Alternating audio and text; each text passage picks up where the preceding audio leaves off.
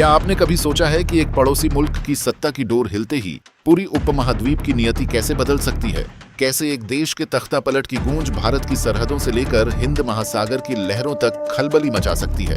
और वो कौन सी अदृश्य ताकतें हैं जो बांग्लादेश की वर्तमान अनिश्चितता का लाभ उठाकर भारत को एक ऐसे चक्रव्यूह में फंसाना चाहती हैं जहां से निकलना न केवल मुश्किल बल्कि असंभव हो जाए? यह केवल एक राजनीतिक घटना नहीं है, यह उस भू राजनीतिक भूकंप का केंद्र है जिसके झटकों से दिल्ली की रणनीतिक नीतियां हार न हिल रही हैं। वॉशिंगटन से लेकर बीजिंग तक के गलियारों में हलचल तेज हो गई है और आने वाले कुछ हफ्ते ही यह तय करेंगे कि दक्षिण एशिया में शांति का सूरज उगेगा या फिर क्षेत्र एक ऐसी आग में झुलस जाएगा जिसकी लपटें भारत के पूर्वोत्तर राज्यों को भी अपनी चपेट में ले लेंगी। तो चलिए इस गहराते रहस्य की परतों को उधेड़ते हैं और देखते हैं कि क्या वाकई शेख हसीना का सत्ता से हटना भारत के लिए एक काल बन चुका है या यह एक नए युग की शुरुआत है। अगर आप देश के सच्चे नागरिक हैं और ऐसी जानकारीपूर्ण वीडियो देखना पसंद करते हैं तो अभी चैनल को सब्सक्राइब करें और अपनी मौजूदगी दर्ज कराने के लिए कमेंट बॉक्स में जय हिंद अवश्य लिखें। आज लोग नाच गाना देखना पसंद करते हैं, लेकिन ऐसी गंभीर और वैचारिक वीडियो देखने वाले ही वास्तव में जागरूक नागरिक होते हैं।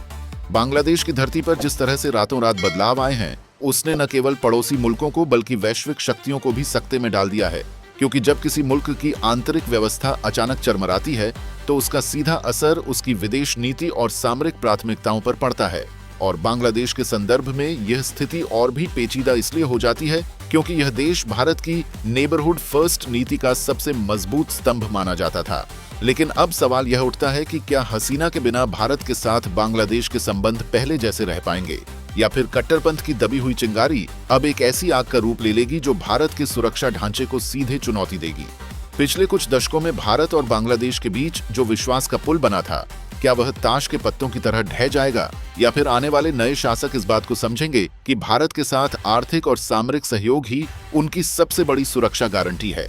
इस पूरी उथल पुथल के पीछे छिपे हुए उन तमाम पहलुओं को समझना अनिवार्य है जो मुख्यधारा की मीडिया में शायद दिखाई न दें। चीन की वह सोची समझी रणनीति क्या है जिसके तहत वह दक्षिण एशिया के हर उस मुल्क को कर्ज के जाल में फंसाकर भारत के विरुद्ध एक घेराबंदी तैयार कर रहा है? क्या बांग्लादेश भी उसी स्ट्रिंग ऑफ पर्ल्स यानी मोतियों की माला का अगला हिस्सा बनने की ओर अग्रसर है? यह वह सवाल है जो आज भारत के रक्षा विशेषज्ञों की रातों की नींद उड़ाए हुए है। जब भी हम पड़ोसी देशों की बात करते हैं तो अक्सर हमारी चर्चा केवल व्यापार या सीमा विवाद तक सिमट कर रह जाती है, लेकिन हकीकत में यह खेल शतरंज के उन मोहरों जैसा है जहां एक गलत चाल सीधे राष्ट्रीय सुरक्षा पर प्रहार करती है। पूर्वोत्तर भारत की जो शांति पिछले कुछ वर्षों में इतनी मुश्किलों से बहाल की गई थी, क्या अब उसे खतरा महसूस हो रहा है? क्या उग्रवादी संगठनों को एक बार फिर से पड़ोसी मुल्क की जमीन से पनाहगाह मिलने का सिलसिला शुरू हो जाएगा? और इन सब के बीच आम भारतीय का वह सुरक्षा कवच कैसे बरकरार रहेगा जो लंबे समय से इस क्षेत्र की स्थिरता पर टिका हुआ था? रूस और अमेरिका जैसे वैश्विक खिलाड़ियों की क्या भूमिका है इस पूरे प्रकरण में? क्या वे बांग्लादेश में किसी बड़े बदलाव की प्रतीक्षा में थे, या फिर वे भी इस अनिश्चितता के चक्र में अपनी नई जगह तलाशने की कोशिश कर रहे हैं? क्योंकि अंतर्राष्ट्रीय संबंधों में कोई भी देश कभी भी स्थिर नहीं रहता, वहां केवल हित होते हैं और उन हितों को साधने के लिए हर मुल्क अपनी वफादारियां बदलता रहता है।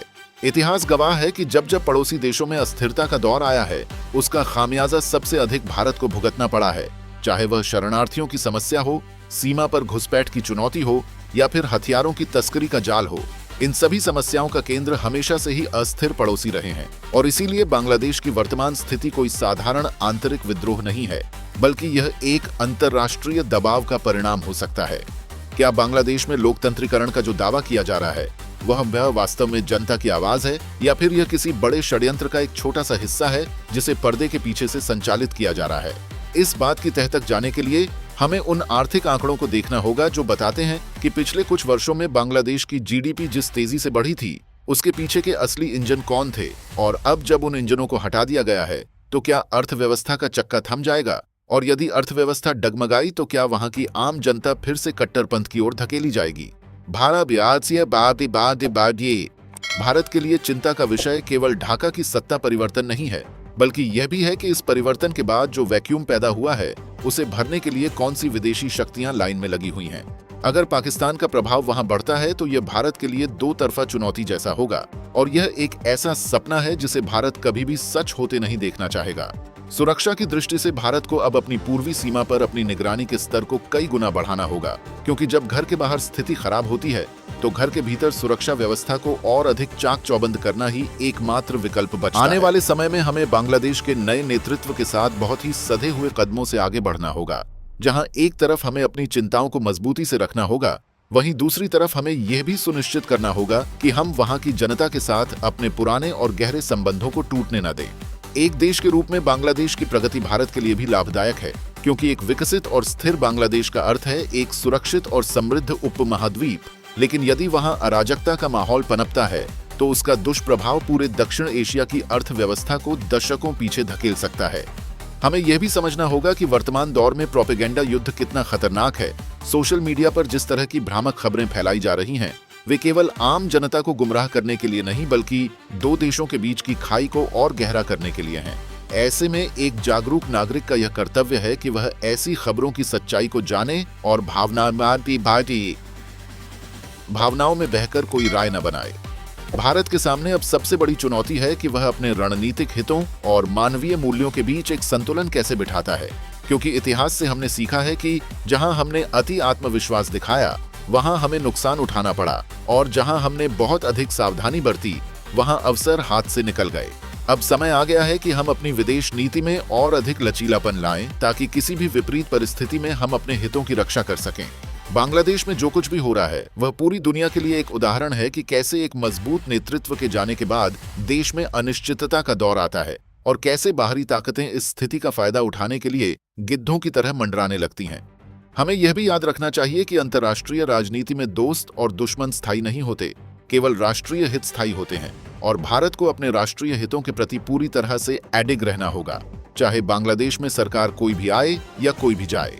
अंत में यह पूरा घटनाक्रम एक ऐसे भविष्य की ओर इशारा कर रहा है जहां दक्षिण एशिया की भू राजनीति अब पहले जैसी नहीं रहेगी, और भारत को अपनी कूटनीति में उन तमाम मोड़ों के लिए तैयार रहना होगा जो अभी अनिश्चितता के धुंधलके में छिपे हुए हैं। इस पूरी जटिल परिस्थिति का विश्लेषण करते हुए अब प्रश्न यह उठता है कि क्या बांग्लादेश के भीतर पनप रही इस नई व्यवस्था को वास्तव में लोकतंत्र की बहाली माना जाए, या फिर इसे एक ऐसी राजनीतिक बिसात का हिस्सा माना जाए जहां मोहरे बदलने का निर्णय पर्दे के पीछे से लिया गया है। शेख हसीना के सत्ता से हटने के बाद जो खालीपन पैदा हुआ, उसे भरने के लिए जो दावे किए जा रहे हैं, वे वास्तविकता की कसौटी पर कितने खरे उतरते हैं, ये समझने के लिए हमें उस जन आंदोलन की गहराई में जाना होगा जिसने इस परिवर्तन को जन्म दिया। क्या यह केवल एक छात्र आंदोलन था, या फिर इसके पीछे उन कट्टरपंथी ताकतों का हाथ था जो दशकों से इस अवसर की तलाश में थीं कि वे भारत बांग्लादेश के बीच की मैत्रीपूर्ण कड़ियों को तोड़ सकें। इस बिंदु पर यह समझना आवश्यक है कि जब भी किसी देश में सत्ता का अचानक परिवर्तन होता है तो वहां की प्रशासनिक मशीनरी में एक जबरदस्त उथल-पुथल मचती है, और बांग्लादेश में भी हम ठीक वैसा ही देख रहे हैं, जहां अब निर्णय लेने वाले वही पुराने चेहरे नहीं हैं, बल्कि उन लोगों का प्रभाव बढ़ गया है जिनकी विचारधारा भारत के प्रति बहुत अधिक मित्रवत नहीं रही है। जब हम सामरिक दृष्टिकोण से बात करते हैं तो भारत के लिए सबसे बड़ी चुनौती चिकन नेक कॉरिडोर की सुरक्षा है, और यदि बांग्लादेश की नई सरकार का झुकाव उस ओर होता है जो चीन की साम्राज्यवादी नीतियों का समर्थन करता है, तो भारत के पूर्वोत्तर राज्यों के लिए एक बहुत ही संवेदनशील स्थिति बन सकती है। भारत की एक्ट ईस्ट नीति, जो इस पूरे क्षेत्र को दक्षिण पूर्व एशिया से जोड़ने का एक माध्यम थी, अब एक अनिश्चित मोड़ पर खड़ी है। क्या बांग्लादेश की नई सरकार भारत के उन बड़े बुनियादी ढांचा परियोजनाओं का समर्थन करेगी जो दोनों देशों की अर्थव्यवस्था को एक दूसरे के पूरक के रूप में स्थापित करती थीं, या फिर वे इन परियोजनाओं को एक ऐसे उपकरण के रूप में देखेंगी जिसे केवल विदेशी दबाव में भारत को लाभ पहुंचाने के लिए बनाया गया था? अर्थव्यवस्था का एक बड़ा हिस्सा जो व्यापार पर निर्भर है, वह आज अब खतरे के साए में है। बांग्लादेश के साथ भारत का व्यापारिक असंतुलन एक बड़ा मुद्दा रहा है, लेकिन अब स्थिति ये है कि यदि वहां आर्थिक स्थिरता नहीं आई तो भारत की उन कंपनियों को बड़ा झटका लगेगा जिन्होंने वहां भारी निवेश किया है। इसके अलावा हिंद महासागर में बढ़ते चीनी हस्तक्षेप के बीच बांग्लादेश का तट भारत के लिए एक महत्वपूर्ण रणनीतिक बिंदु रहा है। यदि भविष्य में बांग्लादेश के बंदरगाहों का उपयोग चीनी नौसेना की गतिविधियों के लिए किया जाने लगा तो यह भारत की नौसैनिक सुरक्षा के लिए एक बड़ी चुनौती होगी। क्या हम एक ऐसे परिदृश्य की कल्पना कर सकते हैं जहां बांग्लादेश भारत का विरोधी बन जाए? ये सोच ही भारत के नीति निर्माताओं के लिए चिंताजनक है, लेकिन हमें केवल नकारात्मक पहलुओं पर ही ध्यान केंद्रित नहीं करना चाहिए, बल्कि यह भी देखना चाहिए कि क्या भारत के पास ऐसे कूटनीतिक विकल्प मौजूद हैं जिनसे वह इस बदलते परिदृश्य में भी अपने हितों को साध सके। भारतीय कूटनीति के लिए यह समय संयम का है, न कि जल्दबाजी में प्रतिक्रिया देने का। एक पड़ोसी के रूप में भारत का यह दायित्व है कि वह बांग्लादेश की स्थिरता का समर्थन करे, लेकिन साथ ही साथ अपनी सुरक्षा सीमाओं को लेकर किसी भी प्रकार का वहां के लोगों के साथ भारत के सांस्कृतिक और ऐतिहासिक संबंध बहुत पुराने हैं और यही वह आधार है जिस पर भविष्य के रिश्तों का निर्माण होना चाहिए। जब हम दक्षिण एशिया की बात करते हैं तो हमें याद रखना चाहिए कि यह क्षेत्र विविधताओं से भरा हुआ है और यहाँ के हर देश की अपनी अलग चुनौतियां हैं। लेकिन बांग्लादेश की स्थिति इन सब में सबसे अधिक जटिल है, क्योंकि यह भारत के इतना करीब है कि इसकी एक एक हरकत का सीधा असर भारत पर पड़ता है। क्या कट्टरपंथी तत्व वहां की सत्ता में अपनी पैठ बना पाएंगे? और यदि ऐसा होता है तो भारत के आंतरिक सुरक्षा तंत्र पर इसका क्या असर पड़ेगा? यह एक ऐसा प्रश्न है जिसका उत्तर आने वाला समय देगा। हमें इस बात को भी नजरअंदाज नहीं करना चाहिए कि वैश्विक शक्तियों का प्रभाव केवल सरकारी स्तर पर नहीं होता, बल्कि वे जमीनी स्तर पर भी अपना नेटवर्क बनाती हैं। ऐसे में भारत को अपनी खुफिया एजेंसियों को और भी अधिक सक्रिय करना होगा ताकि किसी भी प्रकार की साजिश को समय रहते नाकाम किया जा सके। बांग्लादेश के भविष्य का निर्धारण केवल वहां के नेताओं के हाथ में नहीं है, बल्कि यह इस पर भी निर्भर करता है कि वहां की युवा पीढ़ी जो आज बदलाव का झंडा बुलंद किए हुए है, वे अपने देश के विकास के लिए किस दिशा को चुनती है।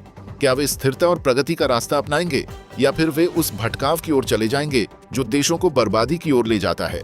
भारत के लिए यह जरूरी है कि वह वहां के उदारवादी ताकतों के साथ संवाद बनाए रखे और उन्हें यह विश्वास दिलाए कि एक मजबूत और स्थिर भारत ही उनका सबसे अच्छा पड़ोसी हो सकता है। भू राजनीति में जो भी देश आज शांति और विकास को अपना प्राथमिकता मानते हैं, वे ही अंत में सफल होते हैं। बांग्लादेश को यह समझना होगा कि भारत के साथ दुश्मनी या तनाव का मतलब है अपनी आर्थिक प्रगति पर लगाम लगाना, क्योंकि भारत के बिना बांग्लादेश के लिए अभी अपने उत्पादों के लिए बाजार ढूंढना बहुत मुश्किल होगा। साथ ही क्षेत्रीय सहयोग संगठन जैसे बिम्स्टेक की भूमिका और भी महत्वपूर्ण हो जाती है, जहां भारत और बांग्लादेश मिलकर काम कर सकते हैं। अंततः यह पूरा घटनाक्रम एक ऐसी सीख है कि राजनीति में सॉफ्ट पावर का महत्व कभी कम नहीं होता। भारत ने पिछले वर्षों में बांग्लादेश के साथ जो सांस्कृतिक संबंध बनाए थे, वे ही अब काम आएंगे। आने वाले दिन बहुत महत्वपूर्ण हैं और भारत की हर नीति को बहुत सोच समझकर लागू करना होगा। दक्षिण एशिया में शक्ति संतुलन बनाए रखना भारत की जिम्मेदारी है और इस जिम्मेदारी को निभाते हुए भारत को यह सुनिश्चित करना होगा कि किसी भी बाहरी शक्ति का अनुचित प्रभाव इस क्षेत्र की शांति को भंग न करे। हमें यह स्वीकार करना होगा कि चुनौतियां बड़ी हैं, लेकिन भारत के पास उन चुनौतियों से निपटने का अनुभव और संसाधन दोनों हैं।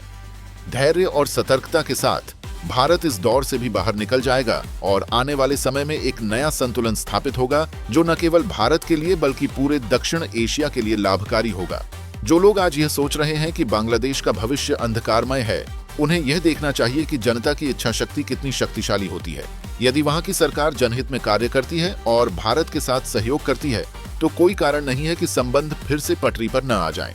लेकिन इसके लिए कूटनीतिक स्तर पर बहुत अधिक मेहनत की आवश्यकता होगी। भारत को अपनी नीतियों में एक ऐसा नया दृष्टिकोण लाना होगा जो युवाओं और वहां के बदलते समाज की आकांक्षाओं को समझ सके। आने वाले समय में यह देखा जाना दिलचस्प होगा कि कैसे विभिन्न वैश्विक खिलाड़ी इस क्षेत्र में अपनी नई रणनीतियां तैयार करते हैं। चीन का प्रभाव, पाकिस्तान की संदिग्ध भूमिका और अमेरिका की इस क्षेत्र में रुचि, ये सभी कारक मिलकर एक ऐसा जाल बुन रहे हैं जिससे भारत को बहुत ही चालाकी से बाहर निकलना होगा।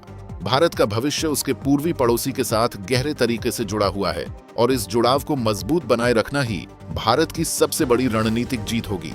हमें यह उम्मीद करनी चाहिए कि बांग्लादेश जल्द ही स्थिरता की ओर लौटेगा, क्योंकि अस्थिरता कभी भी किसी के लिए लंबी अवधि में फायदेमंद नहीं होती।